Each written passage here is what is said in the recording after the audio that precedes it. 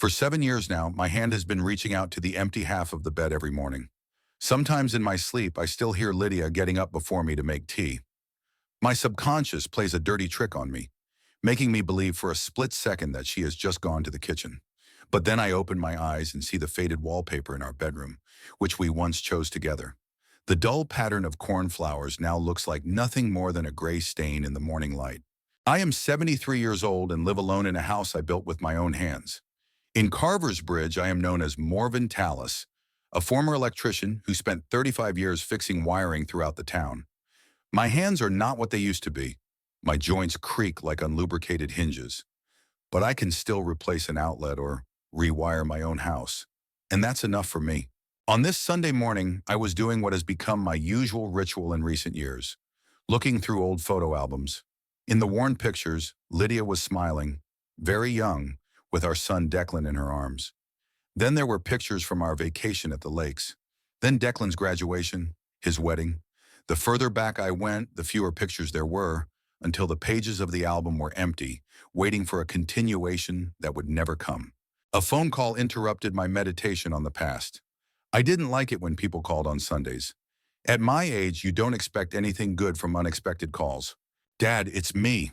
Declan's voice sounded tense, as if he was about to announce someone's death. "What's wrong?" I asked immediately. "We have a problem with the apartment. The landlord suddenly terminated the lease. We have to move out within a week." I paused.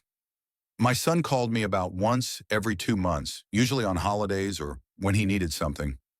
I already guessed where he was going with this. "We need somewhere to stay until we find a new place," Declan continued. "Maybe we could stay with you?" For a couple of months at most. I stared at the empty wall opposite. There used to be a portrait of Lydia there, but I put it away in the closet. It was too painful to see it every day. "When are you coming?" was all I asked. "Tomorrow, if possible." Vanessa is already panicking about all this. Vanessa, my daughter-in-law, the woman who in 20 years never found the time to learn how to cook the dishes my son loves, who always looked at me as if I were an unavoidable evil she had to put up with during the holidays. "Okay," I replied. "The room upstairs is free." "Thanks, Dad. We'll try not to bother you." After that conversation, I sat in my chair for a long time, looking out the window at my garden. Lydia and I had once planted a flower bed here, but now only grass grew there, which I mowed occasionally. The thought that my measured life would be disrupted caused me vague anxiety. But in the end, Declan is my son, and it's only for a couple of months. The next morning, I woke up earlier than usual and began preparing for the guests' arrival. I dusted the furniture in the guest room, changed the bedding, and washed the floors. I tried not to think about how Vanessa would wrinkle her nose when she discovered that the curtains were faded and the mattress was too hard. They arrived after lunch. Declan's old sedan stopped at the gate, and I watched from the window as they unloaded their suitcases. There were not 2 or 3, but 6. For a couple of months, it seemed excessive. "Dad!" Declan hugged me at the door. He had put on weight since we last met, and his hair had turned gray. "Thank you for taking us in." "Hello, Morwen." Vanessa held out her hand for a handshake. She never called me Dad or even Mr. Tallis. Always by name, as if we were the same age. "I hope we're not imposing too much." I helped them carry their things into the house. Vanessa immediately began to look around, and I noticed her gaze linger on the worn carpet in the living room and my collection of old radio parts on the shelf. "Can we have the upstairs room?" Declan asked, even though I had already prepared it for them. "Of course," I nodded. "The bathtub works, but the boiler is old. If you want hot water in the evening, you need to turn it on an hour in advance." "Is there a shower?" Vanessa asked. "Only a bath." She exchanged glances with Declan, and I could almost hear the unspoken, "I told you so." The first evening passed in tense politeness. I made dinner, roast beef according to Lydia's recipe. Declan ate 2 servings, praising it like he did when he was a child. Vanessa barely touched her plate. "Very homey," she said, pushing her food away. "But I'm on a diet." After dinner, I went to my room, leaving them to settle in. Through the thin walls, I could hear their muffled voices and footsteps. They were moving things around, unpacking. I didn't want to interfere. After all, they needed to settle in. In the morning, I woke up at my usual time of 6 o'clock. I quietly went down to the kitchen so as not to wake the guests, and found that Vanessa was already there. She was sitting at the table with a cup of coffee, typing something quickly on her laptop. "Good morning," I greeted her. Ah, Morwen, she said without even looking up. There's coffee in the coffee maker. I bought a new one. Yours was antique. I looked at the countertop. My old coffee maker, which had served me faithfully for 15 years, was gone. In its place was a shiny chrome machine with a dozen buttons. Where's mine? I asked, trying to keep my voice neutral. Oh, I put it in the storage room. It took up too much space. I silently opened the refrigerator. There had been changes there too. Instead of my usual groceries, there were jars of yogurt, some green smoothies, and packages labeled gluten-free. I did a little rearranging, Vanessa said, finally looking up from the screen. I hope you don't mind. I just wanted to tidy up a bit. This is my house, I said quietly, and I had it tidy. Of course, she smiled the kind of smile usually given to a capricious child. I just thought we could optimize the space a little. You know, a modern approach. I didn't argue. I made myself some toast and tea. I didn't feel like drinking coffee from the new machine, and went out into the garden. There, among the old apple trees that Lydia and I had once planted, I could think in peace. The first week dragged on slowly. Declan left early in the morning for work and returned late in the evening. Vanessa worked remotely, and the house was filled with the sounds of her phone conversations all day long. I tried to keep a low profile, spending most of my time in my room or in the garage where I had a small workshop. On Friday evening, when the three of us were having dinner, Declan tried to lighten the mood. Dad, how are you? What have you been up to this week? The usual, I replied. I fixed Bertram's radio. Are you still messing around with that junk? Vanessa asked in surprise. Nowadays, there's internet radio, podcasts. I like fixing things, I replied simply. When something is broken, I know how to fix it. How's the search for a new apartment going? I asked Declan, changing the subject. My son and Vanessa exchanged quick glances. Nothing suitable yet, Declan replied. Prices have skyrocketed, and what's available is either too small or in a bad neighborhood. We may have to stay a little longer, Vanessa added. I hope you don't mind, Morwen. What could I say? No, take your 6 suitcases and get out. He's my son, even if he only calls when he needs something. Of course, stay as long as you need, I replied. On Saturday morning, I woke up to a noise. Someone was moving furniture. I quickly got dressed and went downstairs. In the living room, Vanessa was bossing Declan around as he tried to move my old bookcase. What's going on? I asked. Oh, Morwen. Vanessa turned around. We decided to freshen things up a bit. This bookcase blocks the window and makes the room look gloomy. That bookcase has been here for 30 years, I said. Lydia chose the spot for it herself. At the mention of my late wife's name, Declan froze. Vanessa just waved it off. But that was so long ago. You need to redecorate at least once a decade. Dad, Declan tried to smooth things over. We just wanted to do what was best. The house is a little outdated. This is my house. I felt anger rising inside me. And I didn't get permission to move the furniture around. But we live here now, Vanessa objected. Can't we create a comfortable environment? I looked at my living room, which was now unrecognizable. The armchair where I used to read in the evenings had been moved into a corner. Some abstract paintings had appeared on the wall. My collection of radio parts had disappeared from the shelf, replaced by decorative candles and figurines. Where are my things? I asked. I put them in a box in the storage room, Vanessa replied. They were gathering dust and looked like junk. The word junk hit me harder than a slap in the face. These weren't just parts, they were memories. Every transistor, every microchip reminded me of the projects I had worked on, of the people whose devices I had repaired. Declan, put the cabinet back where it was, I said, trying to keep my voice calm, and put my things back where they were. Dad, but this is my house, I repeated, and as long as it is, everything will stay where it belongs. I turned and left without waiting for their reaction. I needed some fresh air. In the garden, I sat down on an old bench and stared at the apple trees for a long time. They were old too, with cracked bark, but they still bore fruit every year. When I returned to the house an hour later, the wardrobe was back in its place, but my collection had not been returned to the shelf. In the days that followed, I began to notice other changes. There were new towels and rugs in the bathroom. In the kitchen, there were new pots and pans. My old things were disappearing one by one, as if by magic. One evening, I couldn't find my favorite mug, the one Lydia gave me on our 30th wedding anniversary. Vanessa, have you seen my blue mug? I asked, looking into the living room where she was watching some TV series. Oh, the cracked one? I threw it away, she replied, without looking up from the screen. It was really old. I bought a new set of dishes. Look in the cupboard. I stood there, unable to say a word. The mug was cracked, yes, but I had glued it back together myself and used it every day for the last 10 years. You had no right, I finally managed to say. Morwen, it's just an old mug. She looked at me in bewilderment. There are too many sentimental things in the house. Sometimes you just have to let go of the past. I didn't answer. I went back to the kitchen, picked up one of the new mugs, a plain white one, and made some tea. But I didn't drink it. I just sat there and watched the steam rise. When Declan came home that evening, I heard them whispering and arguing in their room.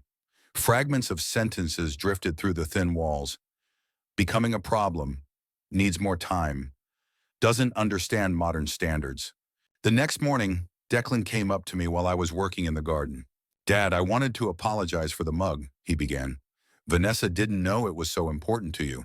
It's not about the mug, Declan, I replied, wiping my hands on my old jeans. It's about respect.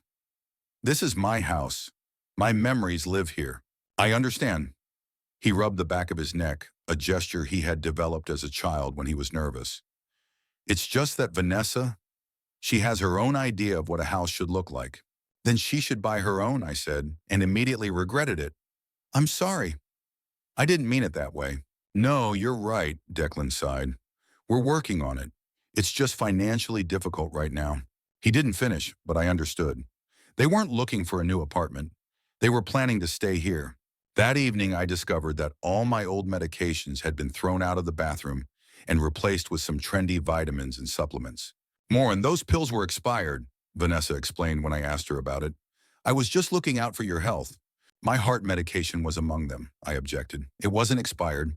Oh, she was taken aback for a moment. I didn't know. But we can get a new prescription. I have a pharmacist friend. I said nothing and went to my room. There, closing the door, I took a spare pack of pills from the nightstand, which I had prudently kept separately. As an electrician, I had always understood the importance of backup systems. As the days passed, the house became less and less mine. New curtains, new cushions on the sofa, new paintings on the walls. Lydia's photos disappeared from the living room, replaced by faceless landscapes and abstract patterns. One day I came back from the store and found that my armchair, the one I spent my evenings reading in, was gone. In its place was a modern one with straight lines and thin armrests. Where's my chair? I asked Vanessa, who was cooking something in the kitchen. Oh, Declan and I decided to give you a gift, she smiled. Your old chair was completely worn out. It must have hurt your back.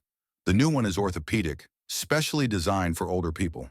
For older people, I looked at this unfamiliar chair, imagined myself sitting in it, as if in a hospital ward, and felt like I was suffocating. I didn't ask for a gift, I said. Where's my chair? We donated it to a charity shop, Vanessa sighed. Morwen, why are you being so stubborn? We're trying to help. I left the house without saying another word. I walked aimlessly until I found myself in a park on the other side of town. Sitting on a public bench, I realized that I had become a stranger in my own home, that every day something disappears, not just things, but the memories associated with them. When I returned in the evening, Declan tried to talk to me. Dad, I know you're upset about the chair, but it really was old. We wanted what was best. Declan, I looked at my son, whom I had once taught to ride a bike, fix electrical outlets, and be a man.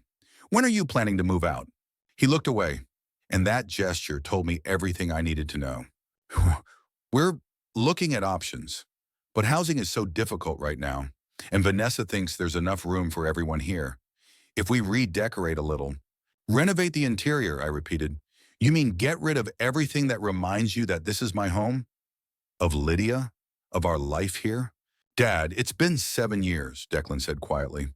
Maybe it really is time to move on? I didn't answer. I just went to my room, the only place that remained untouched. But I already knew it was only a matter of time. The next day when I returned from my walk, I found the door to my room open. Inside, Vanessa was going through the things in my closet. What are you doing? I asked, stopping in the doorway. Oh, Morven! She jumped in surprise. I was just helping to tidy up. You have so many old things that you could give away. Get out of my room, I said quietly but firmly, right now. I don't understand why you're reacting this way, she frowned.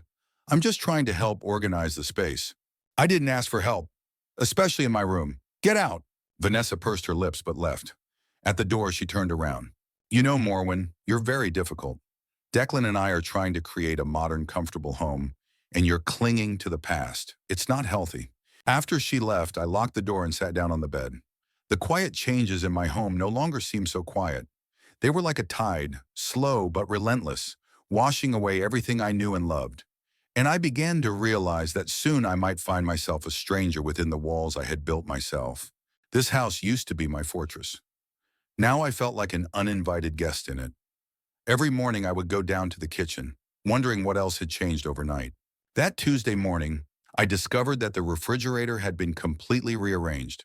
My groceries now occupied only one small shelf at the bottom, while the rest of the space was filled with labeled containers, smoothie jars, and some exotic fruits. Good morning, Morwen. Vanessa was sitting at the table, looking at something on her tablet. I reorganized the refrigerator a little. I set aside a separate shelf for your groceries so that nothing would get mixed up. I silently opened my shelf.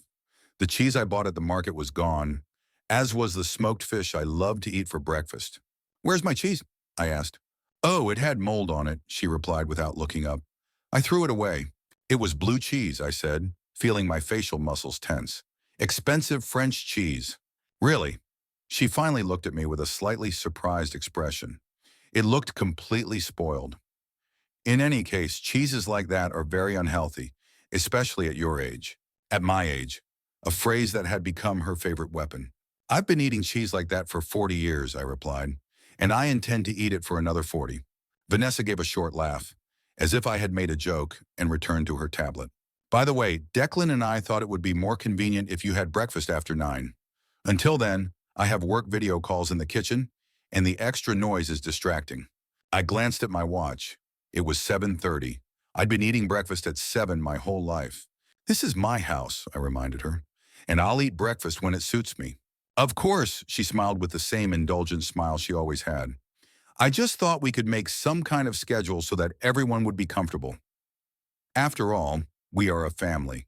I didn't argue. I took out some bread, made toast, spread butter on it, and left, taking a cup of tea with me. To my room, like a guilty child. That evening, Declan brought home a flat box. What's that? I asked when he dragged it into the living room. A new TV, my son replied proudly. It's ultra-thin, smart, can be connected to the internet, and you can watch movies without discs. I looked at my old TV, which still worked perfectly well. Yes, the screen wasn't as big as modern models, but it was enough for me. Why, was all I asked. Dad, your TV is from the analog era. Soon they won't be supported at all. Vanessa was already opening the box, taking out a shiny black screen no thicker than a finger. You'll see, Morwen, what a difference it makes, she said. We'll connect all the services for you, and you'll be able to watch any program. In the evening, they mounted the new TV on the wall, removing my old one from the nightstand. They also got rid of the nightstand. It takes up too much space. I sat in my new orthopedic chair, watching the last traces of my former life disappear one by one. When the TV was set up, Declan handed me a thin remote control with dozens of buttons. Here, look, he began to explain, pressing one button after another. Here's the menu. Here are the settings. Here you can select the service you want to watch. I looked at the remote, then at my son. 20 years ago, I taught him how to fix a blown fuse. Now he was teaching me how to turn on the TV. Okay, was all I said as I took the remote. When they went upstairs, I sat in front of the dark screen for a long time without turning it on. My gaze wandered around the room, which was becoming less and less familiar with each passing day. New carpet, new light fixtures. Even the smell was different. Some kind of synthetic scent from the electric air freshener that Vanessa had installed in the corner. I got up and went to my study, a small room next to the kitchen where I kept my tools, electronics, books, and bills. Opening the door, I froze in the doorway. The room had been transformed. My desk was gone. In its place was a treadmill and some exercise equipment. A large mirror hung on the wall. Do you like it? Vanessa's voice came from behind me. Declan and I decided to set up a gym. It's good for our health. I slowly turned around. Oh, where are my things? In the garage, she shrugged. Everything is neatly packed in boxes. We thought you rarely use this room anyway, and you need to exercise regularly. I use this room every day. My voice was quiet, but I could feel my hands shaking. This is my office. My books, my tools, my accounts are here. Morwen, you're retired, she spread her arms. Why do you need a whole room for papers? Besides, everything can be stored electronically now. I can teach you how to use cloud storage. I didn't answer. I just turned around and went to the garage. There, among the cobwebs and dust, were boxes with my things. They were carelessly piled up and labeled with sloppy handwriting. Old papers, tools, junk. Opening one of them, I saw my notebooks. The ones in which I had kept track of all the work I had done since the days when I repaired wiring throughout the city. In another box were photo albums, including the one I had been looking at on the day of Declan's call. In the third were my tools, many of which I had inherited from my father. I sat down right on the concrete floor, surrounded by these boxes, and for the first time in a long time, I felt tears welling up in my throat. Not out of self-pity, but out of helplessness. Out of the realization that I was being methodically erased from my own home. When I returned to the house, I heard Declan and Vanessa talking in the kitchen. "Ain't too abrupt," Declan said. "We should have discussed it with him first." "He wouldn't have agreed anyway," Vanessa replied. "You know how stubborn he is. Sometimes it's easier to present him with a fait accompli. After all, we're doing this for his own good too. I'm not sure that throwing away his things without asking is for his own good." "Declan," Vanessa's voice took on a steely tone, "we've already discussed this. If we want to live here normally, we need space. And your father, he just doesn't understand that it's time to move on. All this sentimentality about old things isn't healthy." I quietly walked past the kitchen to my room. If we want to live here normally. So they really were planning to stay for a long time, maybe forever. The next few days turned into a silent standoff. I tried to spend as little time at home as possible, leaving early in the morning and returning late at night. I walked in the park, sat in the library, visited old friends, anything to avoid seeing my home turn into a foreign space. But the changes continued. One day I discovered that the door to my bedroom didn't lock. The lock had been removed. "It's for your safety, Morwen," Vanessa explained when I asked about it. "What if you get sick at night? How will we get inside?" "I'm 73, not 93, I objected, "and I want my privacy to be respected." "Of course," she nodded with the same indulgent smile. "But safety is more important. Besides, locked doors create a bad atmosphere in the family, don't you think?" After that, I began to notice that my things in my room were periodically rearranged.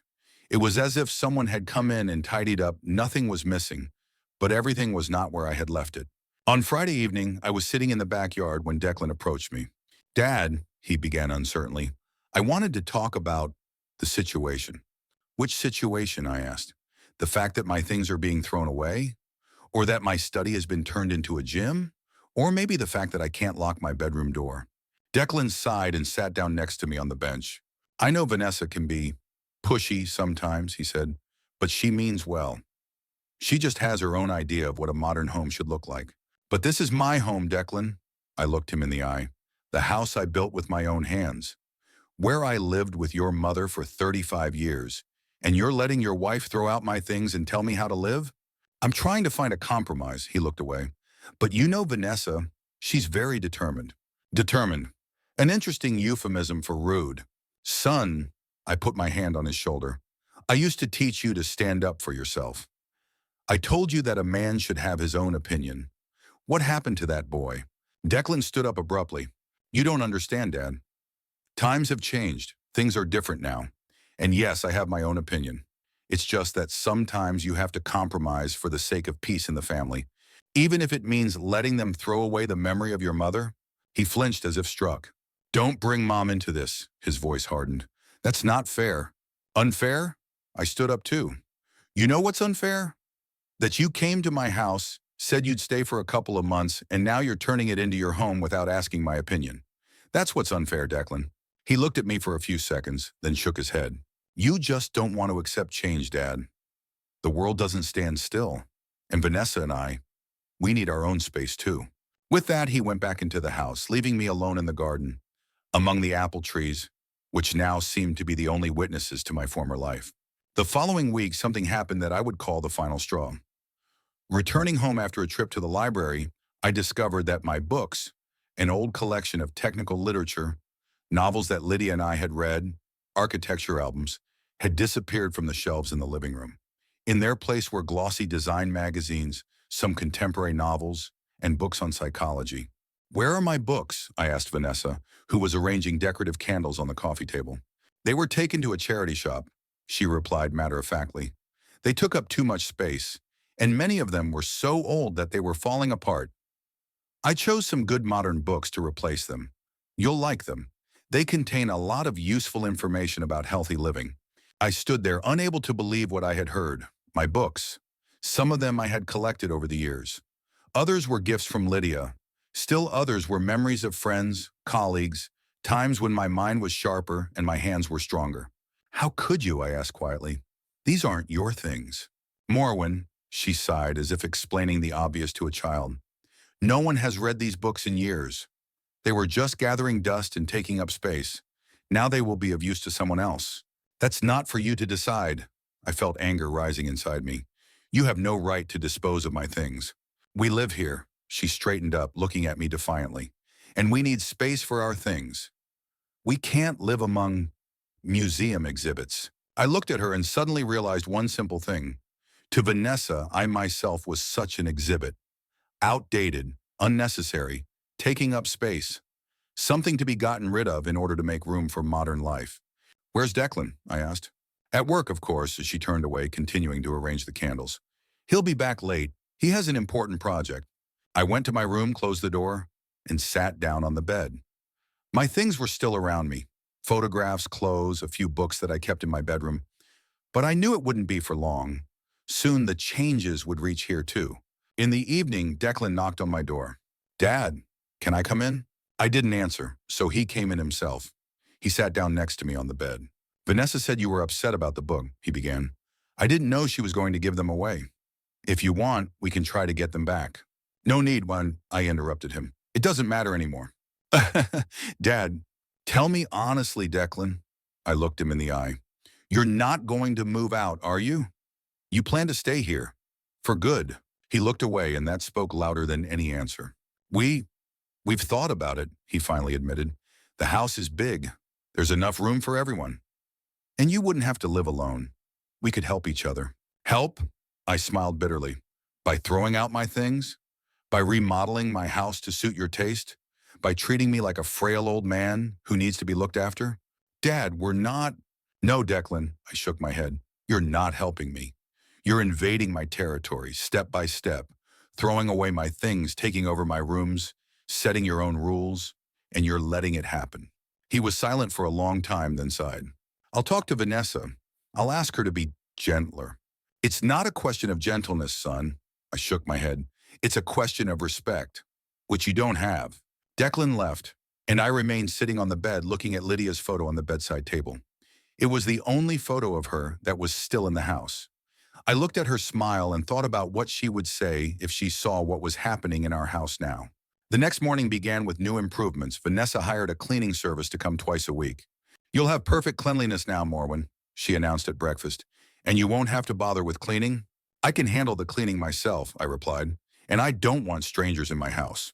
But it's so tiring at your age, she shook her head. Besides, professionals do it much better. You'll see the difference. I didn't argue. What was the point? They do it their way anyway. That evening, I found a large chart attached to the refrigerator in the kitchen. Schedule for use of common areas, read the caption at the top. According to this chart, I could only use the kitchen at certain times, from 6 to 8 in the morning and from 2 to 4 in the afternoon. The bathroom was mine from 5 to 6 in the morning and from 9 to 10 in the evening. The living room was mine from 10 in the morning until 2 in the afternoon, when Vanessa worked out in the gym. I tore the piece of paper off the refrigerator, crumpled it up, and threw it in the trash can. When Vanessa returned to the kitchen, she noticed the schedule was missing. Where's the chart? She asked, scanning the walls. In the trash, I replied, where it belongs. But Morwen, she frowned. It's for organizing the common space. So we don't get in each other's way. This is my house. I looked her straight in the eye. And I'll use my kitchen, my bathroom, and my living room whenever I want. Vanessa pursed her lips. You know, Morwen, your stubbornness is making everything more difficult. We're trying to create a comfortable environment for everyone, and you're resisting any change. It's selfish. Selfish? I couldn't believe my ears. You come into my house, throw out my things, occupy my rooms, Tell me when I can use my own bathroom and I'm selfish? Yes, she crossed her arms over her chest. Because you don't think about what's convenient for others. Only about yourself and your habits. I looked at her and suddenly realized that arguing was pointless. For Vanessa, there was only one point of view. Her own. Everything else was stubbornness and resistance to change. I silently left the kitchen, leaving her to talk to the void. In my room, I sat by the window and looked for a long time at the garden where little Declan used to play, where Lydia and I planted apple trees, where life was simple and understandable. Now I felt like a ghost in my own home, a person without a voice, a guest who is tolerated out of politeness, but who prevents the real owners from living the way they want. The next day, when I returned from my walk, the house was full of strangers. They were moving furniture, taking down curtains, measuring things. What's going on? I asked Vanessa, who was supervising the process. Oh, Morwen, she beamed. We decided to update the interior a little. These people are from a design studio. They're going to do a project for us. Can you imagine how beautiful it will be here? I watched as strangers walked around my house, took pictures of the walls, and discussed which partitions could be knocked down and which could be moved. You can't knock down walls without the homeowner's permission, I said. But we're doing what's best, Vanessa patted me on the shoulder. And you'll like the result, I promise. At that moment, I realized I had reached my limit. The boundaries weren't just shifted, they were completely erased. I am no longer the master of my own home. I'm not even a guest. I was a nuisance, an inconvenient old man who, for some reason, still hadn't realized that his time was up. In the evening, when the designers left, leaving behind a pile of sketches and material samples, I sat in my room and sorted through the documents that had miraculously survived the cleanup. Among them was an old title deed, a yellowed piece of paper with seals confirming that this house was mine, that I built it, owned it, and had the right to dispose of it as I saw fit. I held this document in my hands and thought about how legal rights had never been important to me. It was my house not because it was written on paper, but because my soul, my memories, my history lived here. But now that all of this was being systematically destroyed, I was left with only one thing, a cold legal fact. This house belongs to me, and only to me. And for the first time in many weeks, I felt that I still had strength. The strength to protect what was mine. That Tuesday morning, I woke up to the sounds of activity in the kitchen. Someone was clattering dishes, noisily opening and closing cabinets, talking on the phone. The clock showed 6:30 a.m. Even Vanessa didn't usually get up that early. Throwing on an old robe, I went downstairs. My sister-in-law was bustling about in the kitchen, laying out some lists and catalogs on the table. Good morning, like when I said. Vanessa flinched in surprise. Oh, Morwen, she nodded without looking up from her papers. Sorry for the noise, but I have a lot to do today.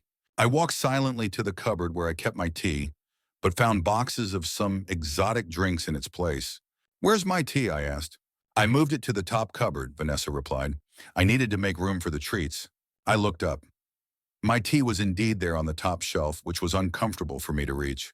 Silently, I took a chair, put it under the shelf, and took out the tea. By the way, Morwen, Vanessa finally looked up from her papers. I have an important event on Friday evening. A corporate dinner. Here. I looked at her in surprise. Yes, I invited my colleagues to our house, she smiled.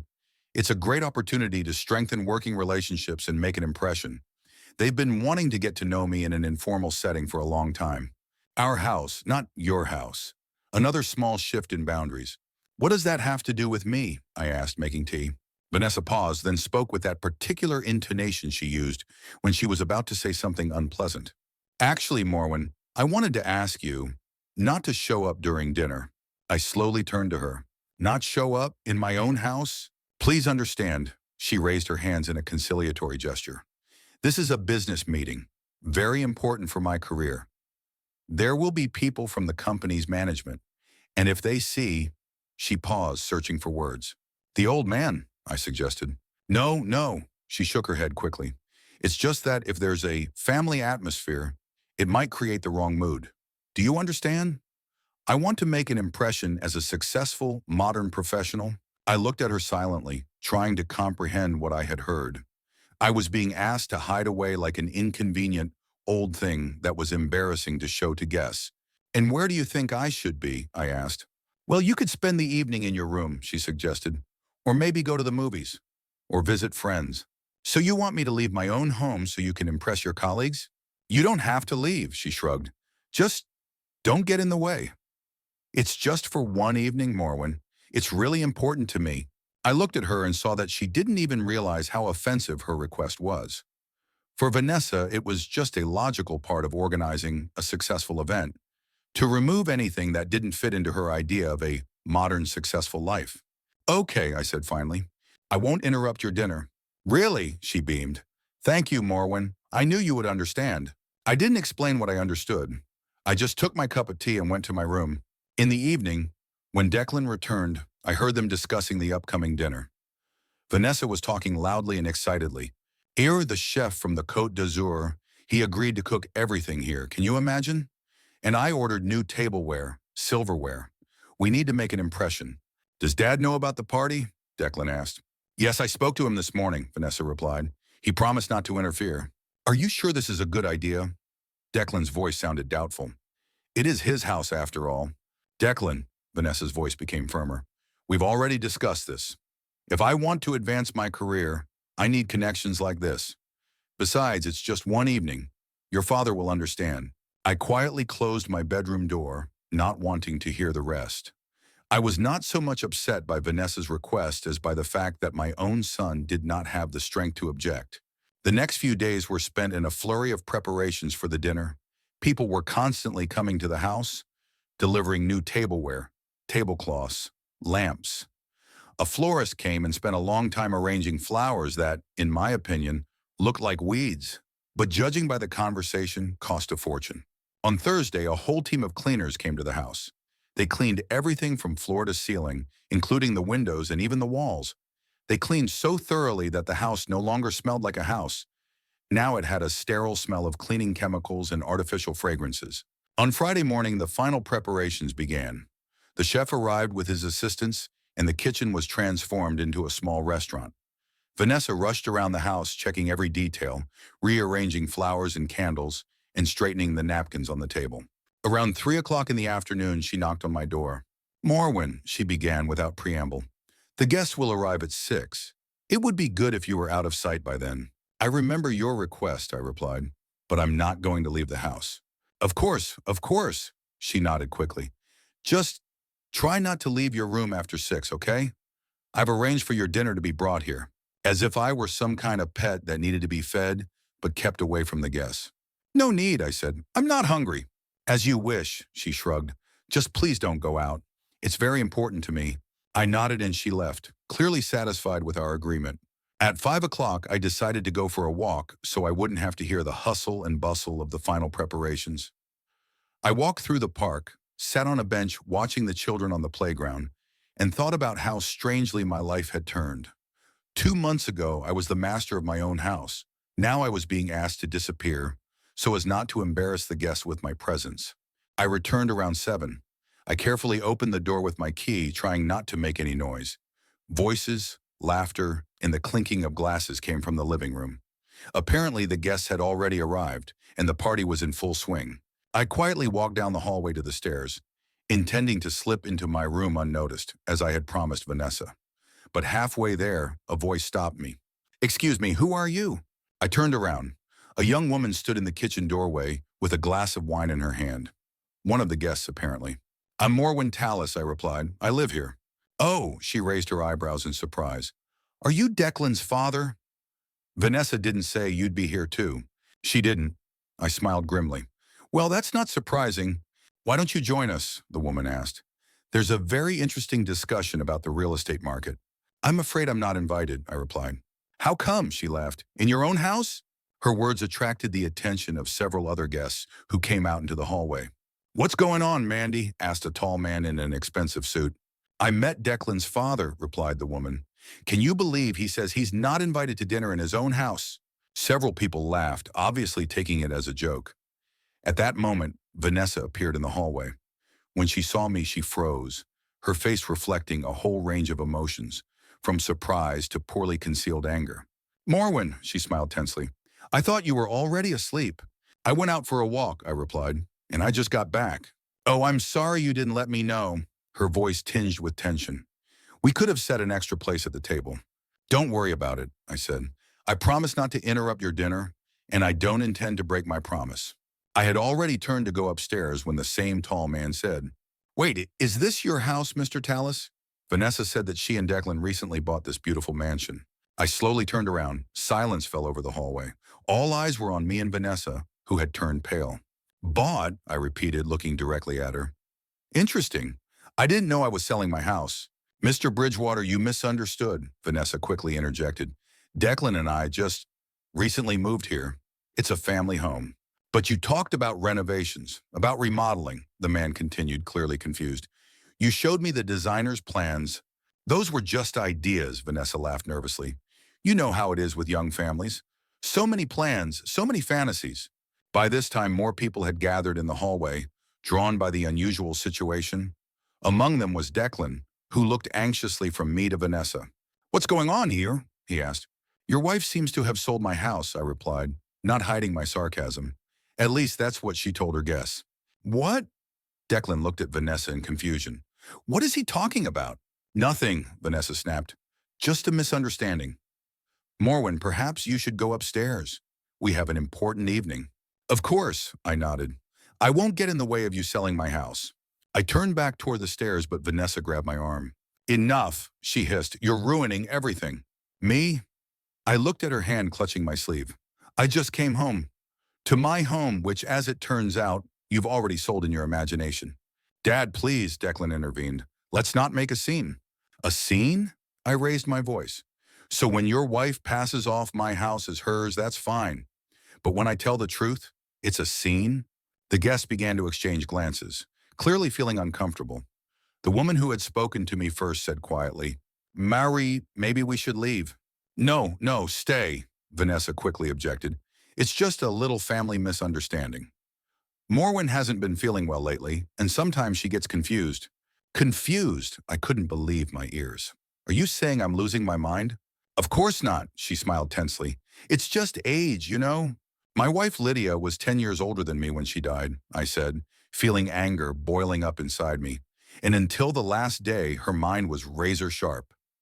So don't blame my dissatisfaction on age, Vanessa. Dad, Declan interjected again. Let's talk about this later. Now is not the time. When is the time, son? I turned to him. When you've completely remodeled my house? Or when you actually sell it? The hallway fell completely silent.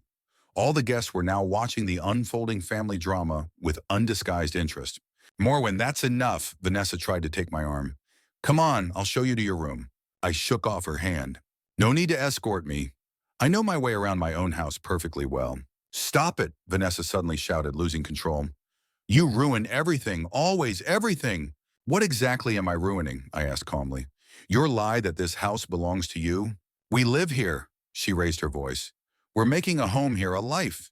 And you just cling to the past, to old things, to all this junk. Vanessa, Declan said warningly, but she didn't listen to him. You're not letting us live normally, she continued, completely losing her composure. We're trying to create a modern, beautiful home, and you with your old armchairs, books, photographs, it's all long past time to throw it away. Just like all these outdated ideas that you're in charge here. The guests were now openly watching the scene, some even taking out their phones as if to film it. Vanessa, calm down. Declan tried to take his wife by the shoulders, but she pushed him away. No, Declan, it's time to tell the truth. Her face flushed with anger. We can't live like we're in a museum forever. This is our home now, and we'll live in it the way we want to. Your home, I asked quietly. On what basis? On the basis that we live here, she shouted. On the basis that we are young, we have our whole lives ahead of us. And you are just living out your days. And if you really loved your son, you would have transferred the house to him long ago. The hallway fell completely silent. Even Declan froze, shocked by his wife's words. Vanessa, he finally said, you shouldn't have said that. Why? She turned to him. It's true. We've both been thinking about it. Your father sits on this house like it's gold, while we're forced to live in rented apartments. It's not fair. I looked at my son, expecting him to refute his wife's words. But Declan remained silent, his eyes downcast. And that silence told me more than any words could. So that's what this is about, I said slowly. You didn't come here because of problems with your apartment. You came here to take over my house. No, Dad, Declan finally spoke up. We did lose our apartment, but we thought maybe it was a sign that it was time to bring the family together, to live together. Live together, I repeated, throwing out my things, taking over my rooms, setting your own rules, and ultimately pushing me out of here. No one was going to push you out, Vanessa protested. We just wanted to live like human beings, in a modern house, not among this junk. Junk, I nodded. That's what you call my life. My memories. Everything Lydia and I built over the years. I turned to Declan. And you agree with that, son? Do you also consider your parents' life to be junk? Declan stood with his head down, unable to look me in the eye. Dad, we just wanted— Enough, Vanessa interrupted him. Stop apologizing to him. We have a right to our own life, to our own home. And if he doesn't understand that, that's his problem. She turned to me, and in her eyes I saw pure, unadulterated hatred. You don't belong here anymore, she said firmly. Either you accept our rules or you leave. Choose. Vanessa, Declan exclaimed. You can't talk to my father like that. I can, she said, her gaze fixed on me. And I will. This house is too small for the three of us, especially when one of us is living in the last century. I looked at this woman, at my son, at the stunned guest frozen in the hallway, and suddenly I felt a strange sense of relief. It was as if something that had been building up inside me for a long time had finally burst out. You're right, Vanessa, I said calmly. This house really is too small for the three of us. With that, I turned and walked up the stairs, leaving the tense silence behind me. In my room, I took an old travel bag out of the closet, the same one I had used when I went on vacation to the lakes with Lydia. I packed the essentials, a few shirts, pants, underwear, toiletries. Then I carefully wrapped a photo of Lydia, which had been sitting on the nightstand, in a sweater and placed it on top. I took my documents out of the desk drawer, my passport, medical records, bank book, and of course the documents for the house. I put them in the inside pocket of my jacket, close to my heart. When everything was packed, I sat down on the bed and looked around. This room was the last corner that still held my memories, my history. It still smelled of Lydia, her perfume, which I sometimes sprayed on the pillow so I wouldn't forget her scent. Our photos hung on the walls here. The books we read together stood on the shelf here. And now I had to leave all this behind. Leave my own home like a thief. Muffled voices came from downstairs. Apparently, the guests were hurriedly saying goodbye, not wanting to witness a family scandal. I could hear Vanessa trying to save the situation, her falsely cheerful voice saying, No, no, stay, everything's fine. Just a little misunderstanding, but no one seemed to believe in the misunderstanding. Doors slammed. Cars started. The party was hopelessly ruined. After a while, I heard footsteps on the stairs. Then a knock on the door. Dad? Declan's voice sounded uncertain. Can I come in? I didn't answer, and he opened the door himself. Seeing me with my bag, he stopped at the threshold. Are you leaving? As you can see, I zipped up my bag. Your wife made it clear that I'm not welcome here. Dad, that's not what she meant, Declan stepped into the room. She's just upset that things didn't go according to plan. You know how important this dinner was to her. I know, I nodded. And I also know that she told her guests that you bought this house, that you're going to renovate it, that I'm an annoying nuisance. That's not true, he shook his head. We never considered you a nuisance. Really, I looked him in the eye. Then why did you stay silent when she threw out my things? When she turned my study into a gym? When she laid down her rules in my house? Declan looked away. I was trying to find a compromise, he muttered, to make everyone comfortable. No, son, I shook my head. You were just afraid of your wife, afraid to take my side. And you know what? I don't blame you. I was afraid of conflict too. I avoided it my whole life. But sometimes you have to choose a side. I stood up and picked up my bag. Dad, please don't go. Declan blocked my way. We can talk about it. Find a solution. The solution has already been found, I replied. Your wife said it. You don't belong here anymore. And you know what? I agree with her. There's no place for me here anymore. For my things, my memories, my life. All of it is now junk that needs to be thrown away so you can live like human beings. Dad, move aside, Declan. I looked at the son I had once taught to be a man. I'm leaving. He stood motionless for a few seconds, then slowly stepped aside. Where will you go? He asked quietly. Don't worry about that, I replied. I have friends. I walked past him to the door, then stopped and turned around. By the way, I have the documents for the house, just in case your wife decides to continue her game of new owners. With that, I left the room and headed for the stairs. Declan followed me without saying a word. Downstairs in the living room, Vanessa was seeing off the last guests. When she saw me with my bag, she froze. "Are you leaving?" Her voice sounded surprised but not regretful. "As you wished," I replied, "making room for your modern life. But where will you go?" She looked from me to Declan, as if she couldn't believe I was really leaving. "None of your concern," I said, walking past her to the door. I stopped at the threshold and looked back one last time at the house I had built with my own hands, at the walls that held the echoes of Lydia's voice, at the rooms where my son had grown up. Now all of this was becoming foreign to me. It was as if a page in my life had been turned and a new chapter had begun, unexpected and unfamiliar. "Goodbye, Declan," I said without turning around. "I hope you'll be happy in your new home." And I stepped over the threshold, quietly closing the door behind me. The night air was cool and fresh. I took a deep breath, feeling a strange lightness. It was as if I had thrown off the heavy burden I had been carrying for the last few months. With a small bag in my hand, I walked down the street without looking back. I didn't know exactly where I was going, but I was sure of one thing. It would be my own path. And this time, I wouldn't let anyone tell me how to follow it. The rain started suddenly. Large drops drummed on the asphalt, forcing me to quicken my pace. I walked through the night streets of Carver's Bridge, clutching the worn handle of my travel bag in my hand, with no clear idea of where I was going. At 73, I found myself homeless, an irony that made me want to smile bitterly. Streetlights reflected in puddles, creating blurry yellow spots of light. The city where I had lived my whole life suddenly seemed foreign and cold. The rain intensified, soaking my jacket, but I kept walking, as if movement could drown out the thoughts swarming in my head. It was only after half an hour that I realized my feet had led me to Adeline Farrow's house. We had been friends for almost 20 years, ever since she was widowed and moved to our street. Lydia often invited her over for tea, and gradually Adeline became part of our little family.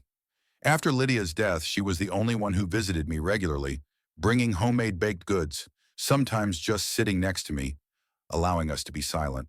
Her house, a small but cozy cottage with geraniums blooming on the windowsills, glowed with warm light despite the late hour. I stood at the gate for a moment, wondering if it was right to disturb her at this hour, but the rain had soaked me through, and I didn't really have a choice. When I rang the bell, Adeline opened the door almost immediately, as if she had been expecting guests. A short woman with short gray hair and piercing brown eyes, she always reminded me of a bird, quick, energetic, with a sharp gaze that took in everything around her. "Morwen?" She looked at me in surprise, wet and with a bag in my hand. "My God, what happened?" "Sorry for the late visit, Adeline," I said, feeling the water dripping from my clothes. "Can I come in?" "Of course. Of course." She stepped back, letting me into the hallway. "You're soaked to the skin." "Take off your jacket, I'll get you a towel." I stood in her warm hallway, which smelled of cinnamon and apples, and suddenly felt the tension of the last few hours melt away. It was safe here. Here, I wasn't considered junk. Adeline returned with a large towel and a cup of hot tea. "Dry yourself off and drink," she commanded. "Then tell me what happened." In her small living room, sitting in a worn but comfortable armchair, I told her everything. About Declan and Vanessa's arrival, about being gradually pushed out of my own home, about tonight's dinner and the final scandal. Adeline listened without interrupting, only occasionally shaking her head or pursing her lips. When I finished, she was silent for a long time, then said, "That woman is a real harpy, and I'm sorry your son didn't find the courage to stand up to her." "I don't blame Declan," I sighed. "He's always avoided conflict. Even as a child, he preferred to give in rather than argue." And yet, Adeline shook her head, to allow his wife to treat his father that way, it's unforgivable. I stared at the fire in the small fireplace that Adeline had lit to warm me up. The flames reminded me of evenings with Lydia when we sat by the fireplace in our house, making plans, dreaming of the future, of a home that was now lost to me. "You can stay here as long as you need," Adeline said, as if reading my mind. "I have a guest room. It's not as spacious as your bedroom, but it's quite comfortable." "Thank you," I nodded gratefully. "It's only for a few days until I decide what to do next." Take your time, she said, getting up to pour me more tea. Decisions like that aren't made on a whim, especially at our age. That night, I lay awake for a long time in an unfamiliar bed. Rain pattered outside the window, and it seemed to me that I could hear echoes of my entire life in its rhythm. The happy years with Lydia, Declan's birth, his childhood, adolescence, and coming of age. And now this life had brought me here, to a strange house with a small bag of belongings, starting all over again at the age of 73. I woke up late in the morning. Sunlight streamed through the curtains, casting patterned spots on the floor. The house smelled of fresh baking. I got dressed and went down to the kitchen, where Adeline was already bustling about at the stove. "Good morning, sleepyhead," she greeted me. "How did you sleep in your new place?" "Not bad, thank you." I sat down at the table, where she immediately placed a cup of coffee and a plate of hot rolls. "Eat," she commanded. "You have an important day ahead of you." "Important?" I raised my eyebrows in surprise. "How so?" "Decisions." She sat down opposite me. "You have to decide what to do next, with the house, with your son, with your life." I silently sipped my coffee. Adeline had always been straightforward, a trait I appreciated in her. No beating around the bush, no mincing words. "I don't know what to do," I admitted. "I never thought I'd have to start from scratch at my age." "A clean slate isn't so bad," she remarked. "Sometimes it's even liberating." I looked at her doubtfully and she smiled. "Trust me, I know what I'm talking about. When Harold died, I thought my life was over, that all I had left was to live out my remaining years reminiscing about the past. But then I realized I could start a new chapter. Do the things I always wanted to do but put off. Be who I want to be, not who others see me as." Her words made me think. All my life I had been defined by roles. Husband, father, breadwinner, master of the house. Who was I now that those roles had disappeared or changed? Who was Moen Tallis without the house he had built? Without the wife he loved? Without the son who respected him? "Do you have the house documents with you?" Adeline asked suddenly. I nodded. "I took them before I left. They're in my bag." "Get them out," she asked. "I want to check something." I went upstairs and came back with the folder where I kept all my important papers. Adeline carefully studied the title deeds, moving her lips as if reading every word to herself. "Just as I thought," she finally said. "The house belongs entirely to you. No co-owners, no encumbrances. You are the sole legal owner." "I know," I shrugged. "But what does that matter now? I can't go back there." "You can't?" She raised her eyebrows. "Or don't you want to?" I thought about it. Was it really true that I couldn't go back? Legally, the house was mine. I could just walk in and demand that Declan and Vanessa move out. But the thought of new conflicts, of shouting, of having to kick out my own son, no, I didn't want that. "I don't want to," I admitted. "I'm tired of fighting for every inch of space, for everything. Tired of feeling like a stranger in my own home." Adeline nodded. "I understand. But do you know what that means? You're free. Free to decide what to do with the house, sell it, rent it out, exchange it. It's yours and only you decide its fate." I looked at the documents, yellowed with age. They contained the entire history of the house, from the purchase of the land to the last roof repair. Each page held a part of my life, and now this paper history was heavier than I had expected. "What if—" I didn't finish, but Adeline understood. "If you sell the house," she shrugged, "then you'll have money for a new place to live. For a new life, without memories that drag you down." The idea of selling the house had previously seemed sacrilegious to me. How could you sell the place where you had spent your entire life, where every corner held memories of Lydia? But now, sitting in someone else's kitchen, I suddenly realized that the house was no longer the place I remembered and loved. Vanessa and Declan had changed it, erased the traces of my and Lydia's life, replaced them with their own. And maybe it was better to let it go for good than to cling to an empty shell. "I'll think about it," I said, gathering the documents back into the folder. Adeline nodded understandingly. "Take your time. You have time." Over the next few days, I walked around Carver's Bridge a lot, trying to avoid the area where my house was. I wandered around the park, sat in the library, and went into small cafes I had never been to before. It was as if I was getting to know the city where I had lived my whole life all over again. Once, sitting on a park bench, I watched a young couple with a small child. They were laughing, taking pictures, looking so happy. And I suddenly remembered how Lydia and I used to walk with little Declan, how we rejoiced at his first steps, His first words. Where and when did we lose that connection? At what point did my son stop seeing me as a support and start seeing me as a hindrance? In the evenings, Adeline and I often sat in her living room, drinking tea and talking. She talked about her life after her husband's death, how she traveled, took painting lessons, and made new friends. I listened and gradually began to understand that life does not end with the loss of familiar landmarks. It simply changes, opening up new opportunities. On the fourth day of my stay with Adeline, the phone rang. She talked to someone for a long time, occasionally glancing at me, then hung up and announced, "We're having a guest tomorrow. Theodore Bridgewater. Do you remember him?" I shook my head. "He owns the Bridgewater and Sons chain of mini markets," Adeline explained. "He already has 5 stores in the area and is looking for a location for a 6th. I thought it might be of interest to you." To me, I didn't immediately understand what she was getting at. "Your house, Morwen," she looked at me searchingly. "It's in a good neighborhood, close to the main road.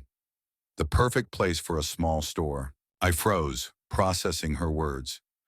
Sell the house, not just for the sake of it, but for a store? The idea seemed both shocking and liberating. "I'm not sure," I began, but Adeline interrupted me. "Just talk to him. You don't have to decide right away. But Theodore is a good man, and he offers fair deals." The next morning, I was as nervous as if I were about to take an exam. I went over the pros and cons of selling the house in my mind, trying to imagine how Declan would react if he found out. Several times I was ready to cancel the meeting, but something held me back. Perhaps the thought that this was my chance to finally break the cycle of dependence and start a new life. Theodore Bridgewater arrived at 11 sharp. He was a tall man in his 60s with a neatly trimmed gray beard and attentive blue eyes. He shook my hand firmly, but without excessive force. The handshake of a man who was confident, but not domineering. "Pleased to meet you, Mr. Tallis," he said, sitting down in the chair I offered him. "Adeline told me about your situation. My condolences." I nodded, not quite sure what condolences he meant. The loss of my wife or the loss of my home. However, both losses felt like losing a part of myself. "Adeline mentioned that you are considering selling your house," Theodore continued.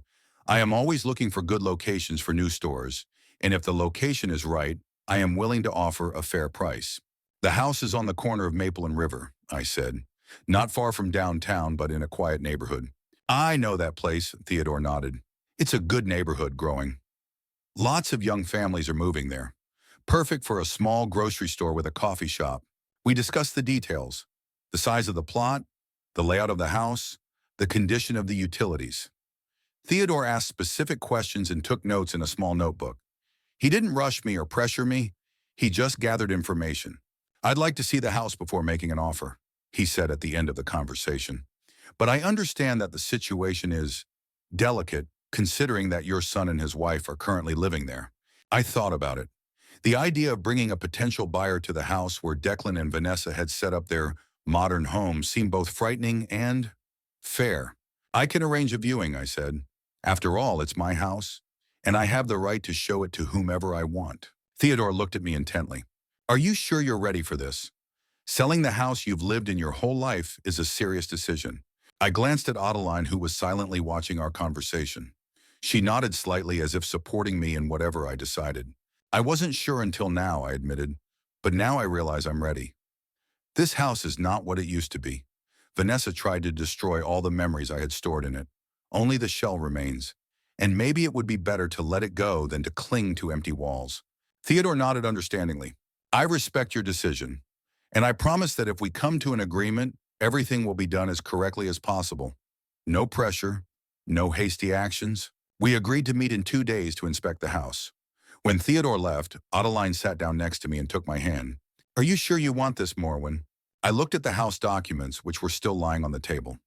The papers, yellowed with age, held the history of my life. They no longer seemed heavy. On the contrary, for the first time in a long time, I felt light. It was as if the decision I had made had lifted a burden that I had been carrying for too long. "Yes," I replied, "and I'm sure. It's time to move on." Friday morning was clear and sunny, as if nature itself was blessing my intentions. I woke up early, when the first rays of sunlight were just beginning to shine through the curtains in Adeline's guest room. I lay there staring at the ceiling and thinking about the day ahead. Today I was to return to the house I had built, lived in all my life, and was now about to sell.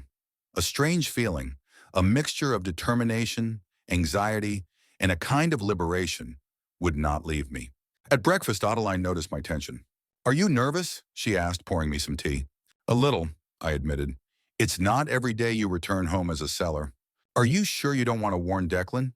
Adeline looked at me intently. "It might be a shock for them." I shook my head. "If I warn her, Vanessa will prepare herself. She'll build up her defenses, and I want to see her real reaction. I want her to understand what it means to kick someone out of their own home." Adeline didn't argue. She just nodded. "I understand, but be prepared for her to make a scene. I've lived under the same roof with her for 2 months," I smiled. "I'm ready for her scenes." Theodore Bridgewater arrived at 10 o'clock sharp, as we had agreed. He pulled up in a black sedan, elegant but not ostentatiously expensive, just like Theodore himself. He was dressed in a business suit, but without a tie, with a leather briefcase under his arm. "Are you ready, Mr. Tallis?" he asked, shaking my hand. "Morven, please," I corrected him. "And yes, I'm ready as ever." We drove in silence for the first few minutes. Then Theodore asked, "Did you warn your son about our visit?" "No," I shook my head. "I think it will be a surprise for them." Theodore glanced at me quickly but said nothing. I appreciated his tact. Many would have started asking questions and giving advice, but he respected my decision. When we pulled up to the house, I felt my heart quicken. Outwardly, it looked the same as it had on the day I left. The same brick facade, the same apple trees in the garden, the same tiled roof that I had covered with my own hands 5 years ago. But now I looked at it with different eyes. Not as a refuge, but as a property I was going to sell. "Good location," Theodore remarked, looking around. "Corner lot, visible from 2 streets, perfect for a store." I nodded, taking the keys out of my pocket. They were still with me. A small symbol that I was still the legal owner of this house. We approached the door, and without hesitation, I inserted the key into the lock. It was a familiar movement that I had made thousands of times, but today it felt different, like an act of restoring justice. The door opened, and we entered the hallway. Inside, the house had changed even more than I remembered. New wallpaper, new furniture in the living room, which was visible from the hallway, some fashionable lamps on the walls. Only the shell of my old home remained. "Who's there?" Vanessa's voice came from deep inside the house. "Declan, is that you back?" I heard footsteps, and then she appeared in the hallway, freezing when she saw us. She was wearing a bathrobe, her hair pulled back in a messy bun, clearly not expecting visitors. "Morwen!" Her eyes widened in surprise. What are you doing here?" "Hello, Vanessa," I replied calmly. "I'm here to show my house to a potential buyer." "This is Mr. Bridgewater, the owner of a chain of mini-markets." Theodore nodded politely, but Vanessa ignored him, her astonished gaze fixed on me. "A buyer?" She couldn't believe what she was hearing. "Are you going to sell the house?" "That's right," I stepped forward, entering deeper into the hallway. "I hope we're not disturbing you too much. We need to inspect all the rooms, assess the condition of the utilities, and discuss the details." Vanessa stood there with her mouth open, unable to find the words. Then, as if coming to her senses, she quickly wrapped her robe around herself and said, "But Yavor, you can't just come in here and—" "Does Declan know about this?" "About what exactly?" I asked. "That I am the owner of the house and have every right to sell it?" "I think he is aware of that." I walked past her into the living room, gesturing invitingly for Theodore to follow me. Vanessa remained standing in the hallway, clearly unsure of what to do. "As you can see, Mr. Bridgewater," I began in a businesslike tone, "the living room is spacious, with 2 large windows. The ceilings are high, which provides ample space for display cases or shelving. It has central heating, but I had additional underfloor heating installed 5 years ago." Theodore carefully examined the room, taking notes in his notebook. Vanessa finally snapped out of her stupor and hurried after us. "Wait!" Her voice trembled with poorly concealed anger. "You can't just come in and look around the house like that. We live here." "With my permission," I replied calmly, continuing to show Theodore the features of the layout. "And judging by what you told me at our last meeting, I no longer belong here. So I've found another use for this house." Vanessa turned pale. "You can't sell the house while we're still living here. It's illegal." Theodore coughed politely. "Actually, ma'am, if Mr. Tallis is the sole legal owner of the property, he has every right to dispose of it as he sees fit, including selling it." "But we're his family," Vanessa exclaimed. He can't throw us out on the street. As I understand it, Theodore remarked, continuing to take notes, it was you who threw Mr. Tallis out on the street a few days ago. Even though he is the legal owner of this house, Vanessa opened her mouth, then closed it, unable to find a response. I saw understanding gradually dawn in her eyes, the realization that she had made an irreparable mistake by kicking out not just an annoying old man, but the person who provided the roof over her head. The kitchen is here. I continued the tour, ignoring her confusion. It's spacious with access to the garden. The utilities were updated 3 years ago. There's a gas stove, an electric oven, and enough space to install commercial equipment if you plan to include a coffee shop or bakery in the store. We methodically walked through the entire first floor. The kitchen, the dining room, the small study that Vanessa had turned into a gym. Theodore examined everything carefully, asking specific questions about the wiring, pipes, and foundation. I answered clearly and to the point, as if we were talking about a regular piece of real estate rather than the house where I had lived my entire life. Vanessa followed us like a shadow, not daring to interfere anymore, but not leaving either. Her face grew paler with every minute, with every new room we inspected as a potential commercial space. When we went up to the second floor, I felt something tighten inside me.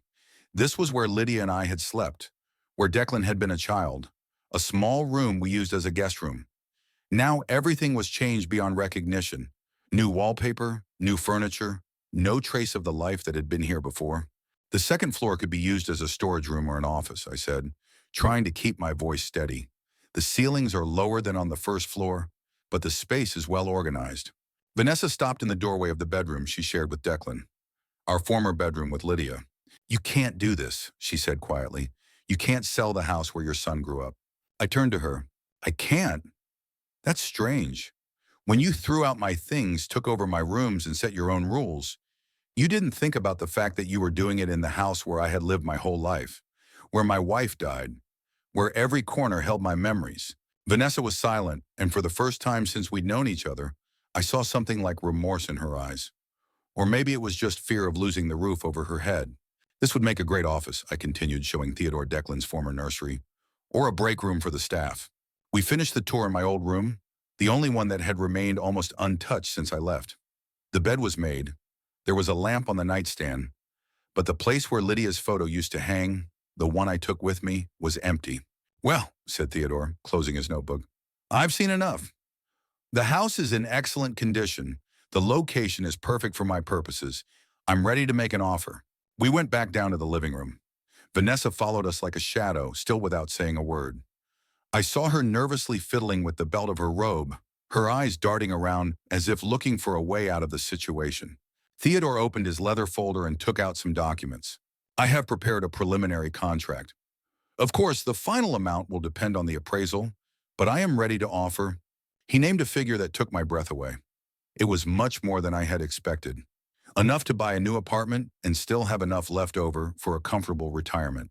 That's a very generous offer, I said, trying to hide my surprise. The location is worth it, Theodore smiled. Besides, I can see how much love and care has been put into this house. It will serve for many years to come, even after being converted into a store. I took the pen he handed me and signed the preliminary contract. Then Theodore took out his checkbook and wrote a check for the deposit, 10% of the total amount. This guarantees the seriousness of my intentions, he said, handing me the check. The rest will follow after all the paperwork is done and the premises are vacated. I took the check, feeling a strange mixture of emotions. Relief, sadness, triumph. It was the end of one chapter of my life and the beginning of another. When Vanessa's voice faltered and she cleared her throat. When do we need to vacate the house? Theodore looked at me, giving me the right to answer. I could have said immediately. I could have given them a week or two.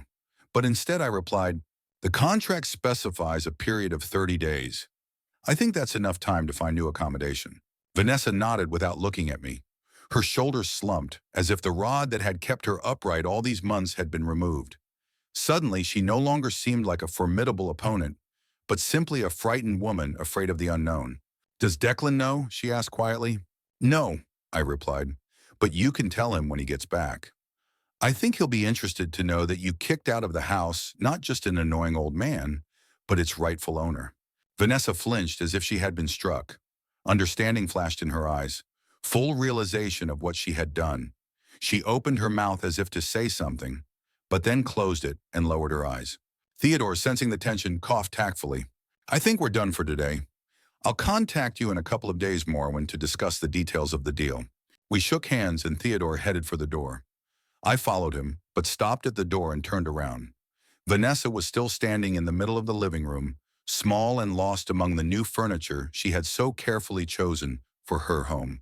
You know, I said, without raising my voice, when you threw away my things, I felt exactly the way you do now. Helpless. Out of control of my own life. I hope you remember that feeling, and never do that to another person again. With that I left, closing the door gently behind me. It was still sunny outside, but now the light seemed different to me. Not just warm, but promising, as if there was not emptiness ahead, but a new road, new opportunities. Are you okay? Theodore asked, looking at me intently. I nodded. Yes, for the first time in a long time, I'm really okay. We got into his car and drove away from the house. I didn't look back, but I knew Vanessa was watching us from the window, watching the man she considered a hindrance drive away, the man who turned out to be the master of her destiny. The drive back to Adeline's house was silent. I held the check in my hand, glancing at the amount from time to time, as if I couldn't believe it was real. My house, which I had built with my own hands, which I loved and had lived in all my life, would soon become a store. The walls that had echoed with Lydia's voice would be torn down. The rooms where Declan grew up would be turned into sales rooms or warehouses. And strangely, the thought didn't hurt. On the contrary, there was something right about it, something final.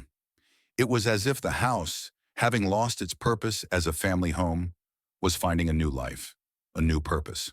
You know, and I said, breaking the silence, I used to dream that this house would pass to Declan, and then to his children, that my family would always live here. Theodore nodded. That's often the way it is. We make plans and life goes its own way. Yes, I agreed, but maybe that's even better. The house will serve people, other families who will come for groceries, for bread, for milk. There will be life and movement in it, not a museum of the past that Vanessa tried so hard to erase. Theodore glanced at me quickly. You're a wise man, Morwen. Not everyone is capable of seeing things that way. I shrugged. It's not wisdom, just experience. At my age, you begin to understand that what matters is not what you lose, but what you do with it. When we pulled up to Adeline's house, I saw her in the window. She was waiting for us, watching the street. When she saw the car, she came out onto the porch. Well, she asked when we got out of the car. I silently showed her the check. Her eyes widened in surprise. My God, Morwen, that's a fortune. Enough for a new start, I said. And maybe a new house, smaller of course, but my own. Adeline smiled, and in her eyes I saw something I hadn't noticed before.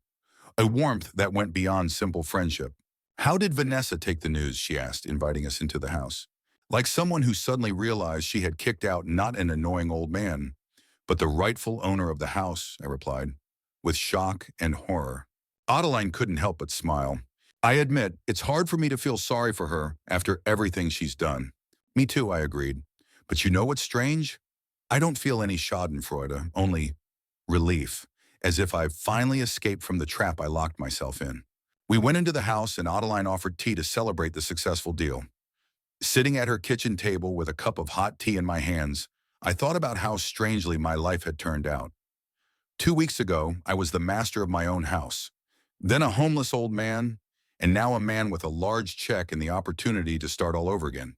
Theodore soon took his leave, promising to contact me in the next few days to finalize the paperwork. When the door closed behind him, Adeline sat down opposite me. Are you really okay, Morwen? It was your home for so many years. I thought about it. Was I okay? Did I feel a sense of loss? Did I regret my decision? You know, I replied slowly, a home isn't just walls. It's memories, feelings, the people you love. Vanessa and Declan destroyed all that while I was still living there. What I sold was just a shell. What really matters, I touched the breast pocket where I kept Lydia's photo, is always with me. Adeline smiled and covered my hand with hers. Then I'm happy for you. And for your new beginning. I looked at her hand, warm and reassuring, and thought about how sometimes loss opens the door to something new. something you couldn't even imagine while clinging to the past. And for the first time in a long time, I felt truly free. Free from the burden of the past, from obligations, from expectations. Free to choose my own path. And Vanessa, she learned a lesson that I hope she will remember forever. A lesson that the real master is not the one who shouts the loudest or exerts the most pressure, but the one who has the legal right and enough wisdom to use it at the right moment.